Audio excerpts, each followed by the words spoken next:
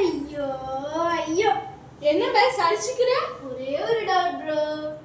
என்ன டவுட்டு? நான் செல்லு பார்த்து பார்த்து எனக்கு போர் அடிக்குது. அந்த காலத்துல எல்லாம் செல்லும் கிடையாது, டிவியும் கிடையாது. அம்மா எல்லாம் என்ன செஞ்சிருப்பாங்க?